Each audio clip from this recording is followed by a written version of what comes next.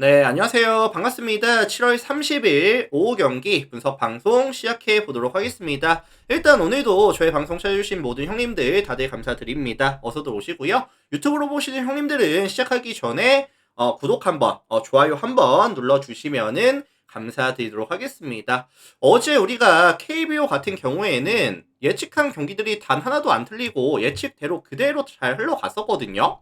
그래서 오늘도 한번 예측해 볼 거고, 일단은 이 분석과 한번 맞춰보시면서 봐주시면 괜찮을 것 같습니다. 들어가 볼게요.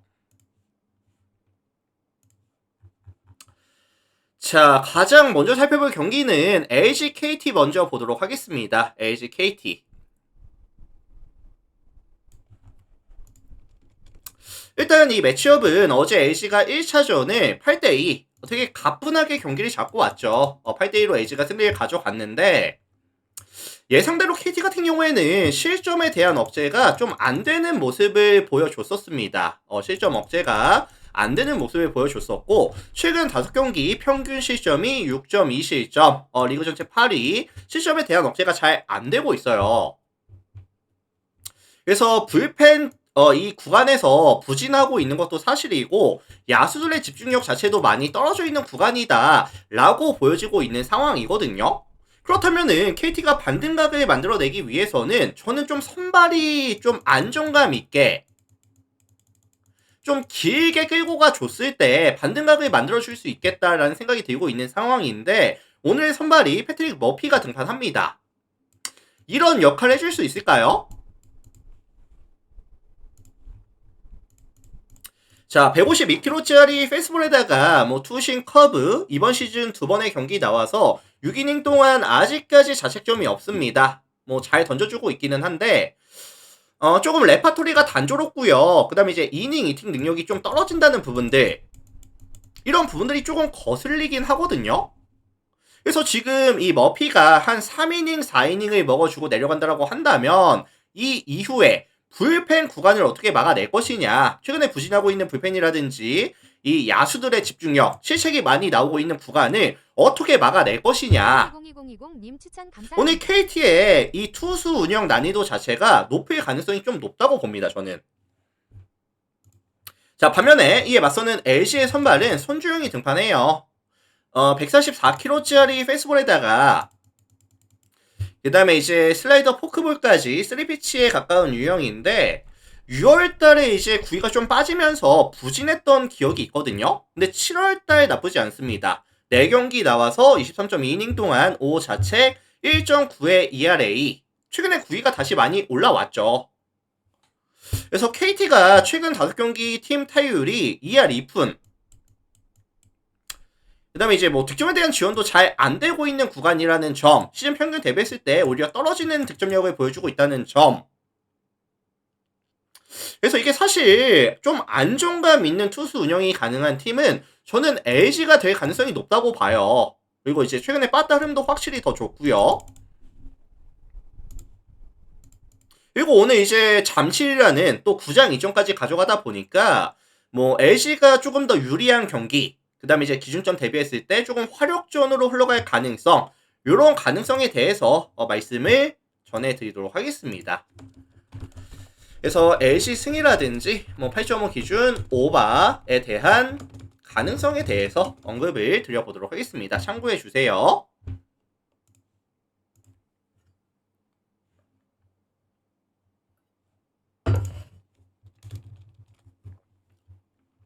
자, 다음 롯데 NC 볼게요. 롯데 NC. 자, 이 매치업은 사실 롯데에 대한 선호도가 높을 수밖에 없을 것 같아요. 뭐 감부아와 목지윤의 매치업이라고 한다면 이건 사실 누가 보더라도 감부아가 더 나은 피칭 내용을 보여줄 가능성이 높다라고 볼 수 있겠죠. 그리고 지금 롯데가 최근에 몇 연승이냐면은 6연승까지 장줄 구간이 길어지고 있습니다. 최근에 뭐 득점에 대한 지원도 잘 되고 있는 상황이고, 실점에 대한 억제까지 잘 되다 보니까 최근 5경기 잘라놓고 봤을 때 마진이 플러스 3.2득점이 나오고 있거든요. 경기력이 굉장히 좋다, 밸런스가 굉장히 좋다는 건데, 여기서 오늘 매첩 상대가 NC의 목지훈이 나옵니다. 146kg짜리 패스볼에다가 뭐 슬라이더 스플리터까지 이렇게 던져주는데 뭐 구속은 빨라요. 146이면 나쁘진 않은 상황이고 전체적인 스토프도 나쁘진 않거든요. 근데 이제 이닝 대비했을 때 볼질이 조금 심합니다. 게다가 지금 롯데 같은 경우에는 최근에 타선에서의 집중력이 나쁘지 않은 상황이고 특히나 떨공에 대해서 대응 능력이 괜찮아요. 그래서 이 목지훈이 던지는 뭐 스플리터성 이런 포크볼에 대해서 충분히 대응을 할 수 있는 팀이다 라는 점도 목지훈에 대한 기대치를 떨궈주겠죠. 그래서 저는 목지훈에 대한 기대치를 조금 낮게 설정하는 게 맞지 않을까 이런 생각이 좀 듭니다. 자, 반면에 롯데의 선발은 알렉 감보와 등판하죠. 이번 시즌 9번의 경기에서 55.2이닝 동안 1.06의 WHP와 1.94의 ERA 잘 던지고 있는 상황인데 152km짜리 굉장히 빠른 페이스볼을 던져줄 수 있고요. 뭐 고속 슬라이더라든지 커브 체인지업까지 구속 빠르고 구위 좋고 전체적인 스토프까지 좋습니다. 잘 던져요. 그래서 지금 NC 같은 경우에도 사실 득점에 대한 지원이 나쁘진 않거든요. 최근 5경기 잘라놓고 봤을 때 평균 8.8득점이면 리그에서 지금 1위인데 다만 지금 불안 요소가 뭐냐면은 뭐 데이비슨이라든지 뭐 손아섭이라든지 이런 핵심 코어들이 빠져있는 것 자체가 조금 기분이 나쁩니다. 특히나 이런 감보와 같은 에이스급 선발이 만났을 때는 이런 핵심 코어들의 활약이 좀 필요하다고 보거든요, 저는. 그래서 저는 롯데 이런 장주를 끊어낼 만한 명확한 근거가 사실 좀 부족하지 않나.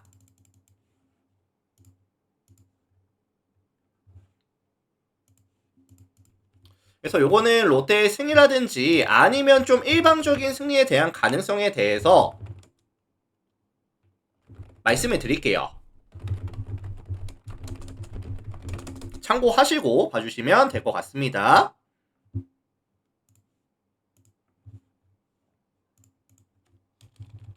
자, 다음 기아 두산 보도록 하겠습니다. 기아 두산. 이 매치업은 제가 어제 이제 김도현에 대한 부진 가능성이라든지 그 다음에 이제 이 필딩에 대한 리스크 그 다음에 이제 불펜에 대한 이런 불안 요소들 말씀을 드리면서 두산이 사실 역배를 띄울 수도 있겠다 요런 말씀을 드렸거든요. 근데 정확하게 그런 흐름대로 흘러갔습니다. 김도현이 많은 실점 가져갔고 실책 나왔고 불펜에서도 실점률이 높았었고요. 그래서 지금 기아가 7연패까지 이 연패 구간이 길어지다 보니까 기아를 지금 신뢰할 수 있는 구간은 아니다. 신뢰할 수 있는 구간이 아니다라는 말씀을 드려보고 싶고 일단은 기아가 지난 시즌 좋았던 건 뭐냐면은 실점률이 높았을 때 이거를 메꿔줄 수 있는 화력이 나왔었거든요. 하지만 최근에 기아 그런 화력이 안 나오고 있습니다.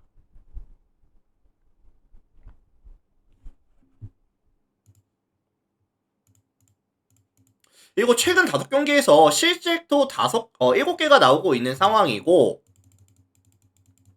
그 다음에 이제 불펜도 지금 뭐 10.7이 나오고 있다 보니까 뭐 후반 싸움에 있어서 양현종이 잘 던져준다 한들 후반 싸움에 있어서 리스크를 분명히 가져갈 수밖에 없죠.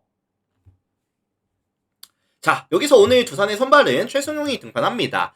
143kg짜리 페이스볼에다가 뭐 커브, 포크 이렇게 던져주는데 뭐 전체적인 스토프라든지 하드웨어라든지 이런 건 나쁘진 않거든요. 근데 문제가 뭐냐면은 우타자들이 좀 강한 팀을 만나면은 좀 약한 모습 좌우 편차가 있다는 거죠. 근데 지금 이번 시즌 기아 같은 경우에는 이 우타석에서의 팀 OPS가 몇이냐면은 0.733 리그 전체 3위로 강했었고요. 이 최승용은 기아를 만날 때마다 항상 부진했습니다. 뭐 이번 시즌뿐만이 아니라 항상 좀 부진했어요. 그래서 이것도 최승용에 대한 기대치를 높게 잡아주기에는 조금 무리가 있다 라는 말씀을 드려보도록 하겠습니다.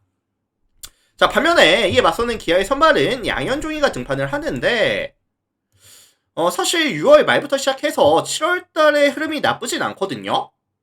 직전 LG 만나서도 6이닝 무실점. 근데 이제 불펜 방화, 실책이 나와주면서 8대 0으로 경기를 지기는 했었는데, 어쨌든 최근에 직선 구종들, 뭐 페이스볼이라든지 체인지업이라든지 밸류 자체가 나쁘진 않아요. 그래서 저는 양현종이가 그래도 이 최승용이보단 나은 피칭을 보여줄 가능성, 펄스 정도는 찍어줄 가능성에 대해서 말씀을 드리고 싶긴 하거든요. 근데 문제는 아까도 말씀드렸죠. 뭐 필딩이라든지 이런 불펜에 대한 리스크를 가져가면서 기아를 볼 수 있는 구간은 아니다. 그리고 최근에 두산이 빠따름도 나쁘지 않습니다. 자, 그래서 이거 종합해 보면은 선발 싸움에서는 사실 기아가 마진을 남겨줄 가능성이 좀 더 높아 보이는데, 다만 이게 후반부에 들어가서 경기가 어떻게 끝날지는 조금 예측이 어려울 것 같다. 그렇다고 한다면 9.5 기준 했을 때 다득점에 대한 가능성에 대해서 말씀을 드려보도록 하겠습니다. 참고해 주시면 될 것 같아요.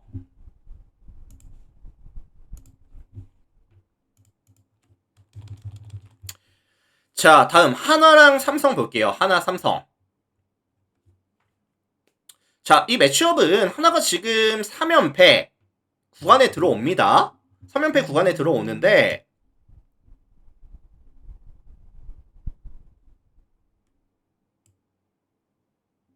결국 이렇게 좀 연패가 길어진다라고 한다면 하나 입장에서는 하나의 이번 시즌 강점이 뭐였죠?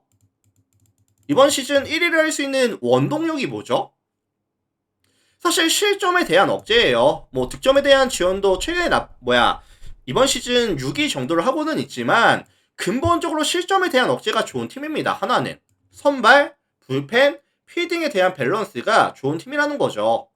특히나 오늘 선발로 나오는 폰세 입장에서는 최근 이 연패를 벗어날 수 있는 가장 확실한 카드도 맞거든요. 자, 그래서 이제 151kg짜리 페스티벌에다가 뭐 싱커, 커터, 커브, 체인지업까지 투구가 가능하고요. 뭐 빠른 구속, 낮은 종 공략, 뭐 땅볼 유도, 압도적인 구위까지 출루 자체를 억제시켜주고 있는 상황에서 삼진에 대한 볼넷에 대한 비율 자체가 굉장히 인상적이다 보니까 오늘 아마 이제 폰세로 이제 호투를 가져간 다음에 약간 연패를 끊어낼 가능성 굉장히 좀 높다고 봅니다. 특히나 이 폰세가 홈에서 경기를 가져갔을 때는 되게 잘했거든요. 8경기 나와서 6승 53.2이닝 동안 5자책 0.84의 ERA.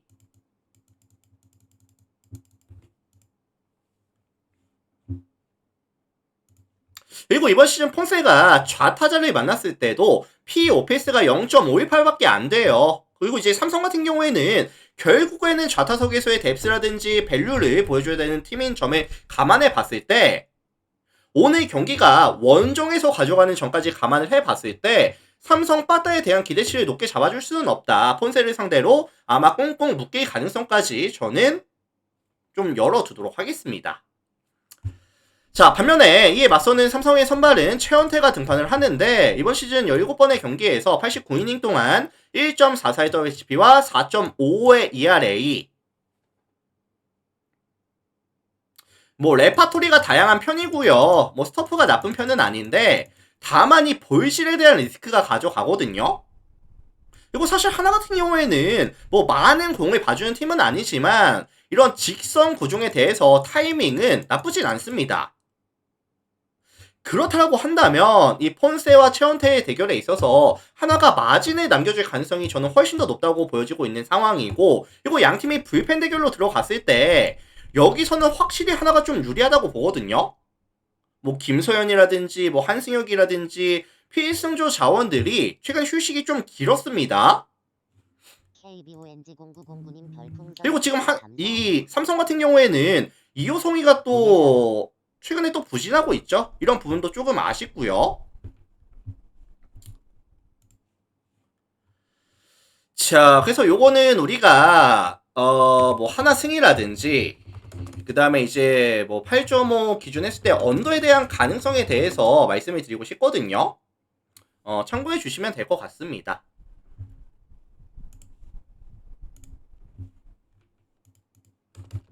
자, 다음 SSG 키움 볼게요. SSG 키움. 이 매치업도 사실 어제 SSG의 압도적인 경기력 예측을 했었습니다. 불펜데이 가져가지만 이제 뭐 화력이라든지 그 다음에 이제 불펜 싸움에서 분명히 강점이 있을 것이다 라는 말씀을 드렸었고요. 뭐 그대로 흐름이 좀 이어졌었죠. 자, 일단 이 SSG가 최근에 이제 뭐 공격이라든지 수비라든지 밸런스가 나쁘지 않거든요. 특히나 최근 5경기 평균 실점이 2.6실점씩만을 가져가면서 최근 압도적인 1위.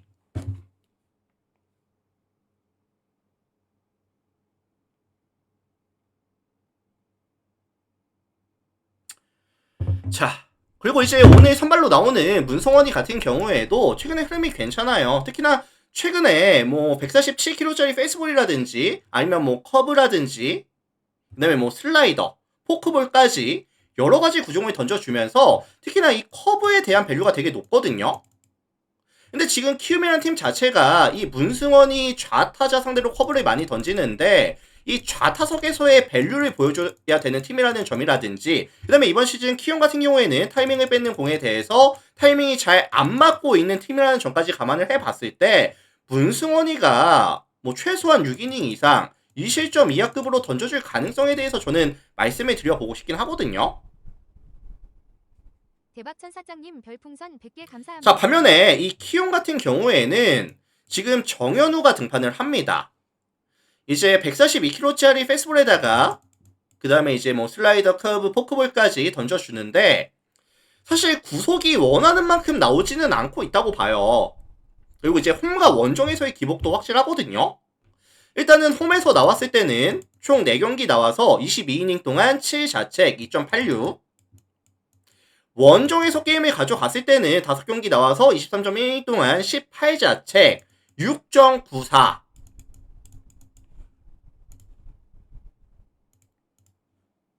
근데 이제 SSG가 최근에 타격 흐름이 나쁘지가 않습니다. 최근 5경기 잘라놓고 봤을 때 2할 6푼 7리 팀 타율에다가 홈런이 7방이 나오고 있어요. 그래서 전체적인 타격 사이클 자체가 올라가는 양상을 보여주고 있고 뭐 최정이라든지 LAD라든지 이런 친구들의 타점에 대한 정립이 가능한 구간이다 보니까 이건 사실 선발부터 뭐 불펜 뭐 타격 밸런스까지 SSG가 좀 많이 유리하겠죠.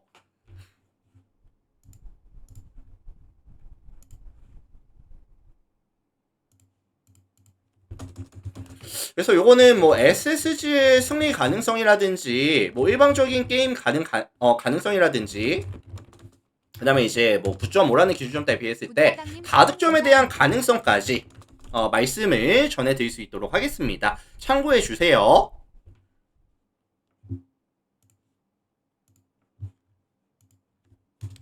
자, 다음 요코하마 야쿠르트 볼게요. 일본 야구로 넘어가겠습니다.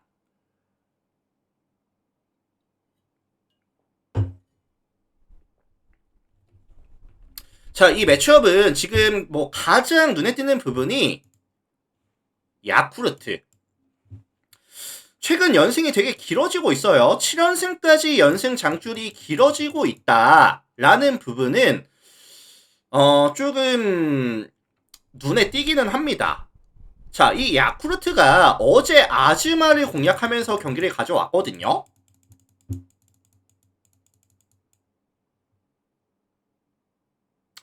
근데 이제 여기서 이제 요코하마의 선발은 트레버 바우어가 등판을 하는 상황인데 이 아즈마와 트레버 바우어에 대한 기대치를 따져봤을 때 누가 더 잘 던지는 투수라고 보시나요? 일단 순수 밸류는 아즈마가 더 잘 던지는데 이 야쿠르트를 만났을 때는 트레버 바우어에 대한 기대치가 전 더 높을 수도 있다고 봐요. 왜냐면은 일단 이번 시즌 151kg짜리 페이스볼에다가 그 다음에 커브, 슬라이더, 스프리터까지 던져줄 수가 있는 자원이고요. 뭐 구위가 어마어마하게 잘 나오는 건 아닙니다. 하지만 구속이 있죠. 구속이 있고 이번 시즌 야쿠르트는 150kg가 넘어가는 파이어볼러를 만났을 때 팀 오페이스가 몇이었다? 0.462 리그 전체 11위였습니다. 그래서 오히려 아지마 같은 유형보다는 최근에 이 야쿠르트의 타격감이라고 한다면 이렇게 트레버 바우어 같이 조금 빠른 공을 던질 수 있는 투수들이 조금 더 강점을 보여줄 수도 있다고 저는 보거든요. 자, 반면에 야쿠르트의 선발은 페트로 아빌라가 등판합니다. 148kg짜리 페이스볼에다가 투심 슬라이더 커브 체인지업까지 다양한 레파토리, 강한 구위, 스토프도 나쁘지 않은 유형인데 다만 이제 볼질이 조금 있기는 해요. 46.2이닝 동안 볼질 20개. 근데 지금 요코하마의 타선을 감안해 봤을 때 빠져나가는 공들에 대해서 이 친구들이 버텨줄 수 있을지, 선구안 자체가 지금 리그 전체 가장 낮은 수준에 머물고 있는 상황이고요. 최근에 득점에 대한 지원도 잘 안 되고 있어요. 어제 뭐 슈고 마키라든지 뭐 이런 친구들도 역할이 잘 안 됐었거든요. 그래서 이거는 생각보다 트레버 바우어와 페드로 아빌라의 뜬금 투수전에 대한 가능성을, 접전 저득점에 대한 가능성을 열어두고 싶습니다.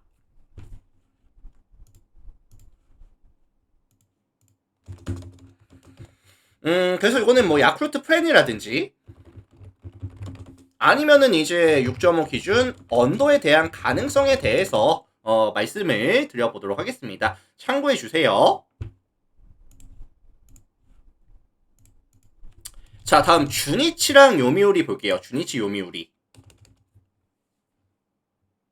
자, 이 매치업은 이제 주니치에 대한 선호도가 조금 높을 것 같아요. 주니치에 대한 선호도가 높을 것 같은데 어제 요미우리 입장에서는 이제 3점이라는 리드를 가져가고도 결국에 경기 지고 왔죠.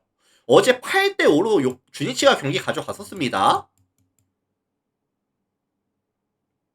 그럼 여기서 요미우리의 최근의 문제가 뭘까요?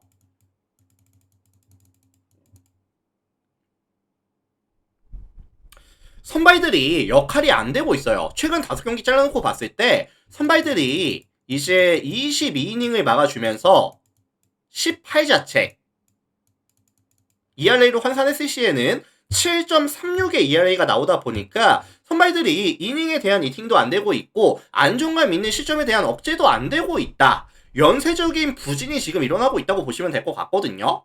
근데 여기서 선발 토고 쇼세이는 믿어줄 수 있겠느냐? 자, 일단은 우한 3쿼터라는 특이점이 있고요. 그 다음에 뭐 파이어볼러 자원이라는 이런 특이점이 있기는 하지만 이제 홈과 원정에서의 기복이 정말 명확합니다. 이번 시즌.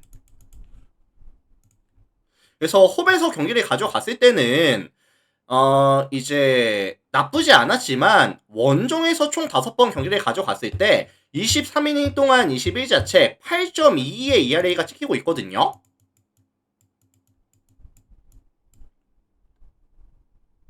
그래서 최근에 이 선발들이 부진하는 이 흐름 자체가 토고까지 조금 이어질 가능성에 대해서 말씀을 드려보고 싶습니다. 자, 반면에 이에 맞서는 주니치의 선발은 야나기가 등판합니다. 이번 시즌 5번의 경기에서 0.97의 WHP와 0.9의 ERA 굉장히 잘 던져주고 있는 상황인데 일단 커맨드라든지 볼 끝이 되게 좋긴 하거든요. 근데 지금 요미우리도 최근에 타격감은 나쁘진 않아요. 그래서 뭐 득점에 대한 지원이 잘 되고 있는 상황에다가 뭐 배트 중심에 맞춰줄 수 있는 능력, 원정에서도 타격감이 유지된다는 이런 강점들 감안해 봤을 때 주니치가 조금 앞서 나가고 요미우리가 조금 따라가면서 경기가 마무리되지 않을까.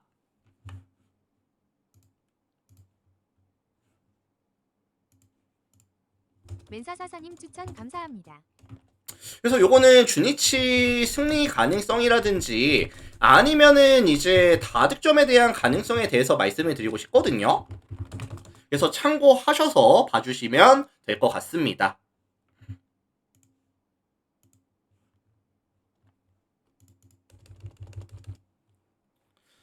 자, 다음 한신 히로시마 볼게요. 한신 히로시마.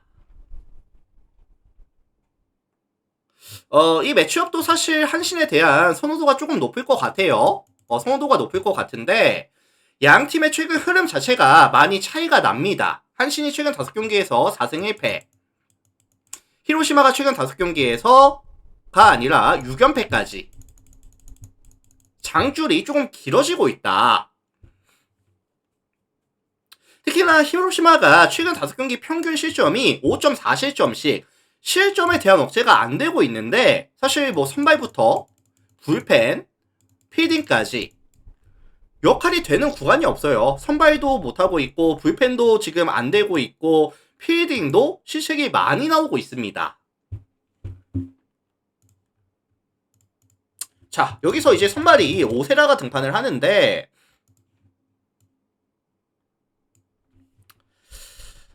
사실 우한 3쿼터라는 특이점이 있기는 해요. 이번 시즌 뭐 나쁘지 않은 성적을 기록하고 있는 것도 맞기는 합니다. 다만 한신을 만났을 때는 조금 부진하긴 했었거든요. 7월 1일날 6.1이닝 동안 3자책으로 조금 경기를 내줬었던 기억이 있었고, 한신이 좌타 라인이 조금 강하다 보니까 뭐 치카모토라든지 뭐 데로아키라든지 뭐 타쿠모라든지 이런 상위 타선이 좌타선으로 이어지다 보니까 이 오세라의 무빙볼에 대해서 대응이 그래도 괜찮게 잘 됐었거든요.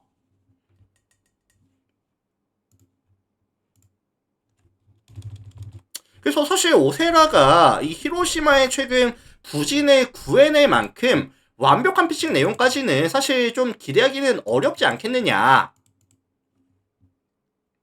반면에 한신의 선발은 무라카미가 등판합니다. 147kg짜리 페이스볼에다가 뭐 커터, 슬라이더, 스플리터까지 파워피처 유형에 가까운 유형이죠. 그래서 뜬공 비율이 조금 많기는 한데 뭐 구위라든지 볼끝이 워낙에 좋다 보니까 출루 자체를 억제시켜주고 있고 ERA도 2.1로 관리가 잘 되고 있습니다. 그리고 사실 히로시마가 홈과 원정에서의 이런 빠따 차이도 분명히 있다, 어제 말씀을 드렸었거든요. 그래서 선발 싸움에서 한신이 조금 유리한 싸움을 가져갈 가능성이라든지 불펜 구간은 히로시마의 최근 과부하와 그 다음에 이제 부진까지 겹쳐지는 상황이라고 한다면, 야수대 집중력 자체도 많이 떨어져 있는 구간이라고 한다면 좀 한신이 일방적으로 경기를 가져갈 가능성에 대해서 말씀을 드리고 싶습니다.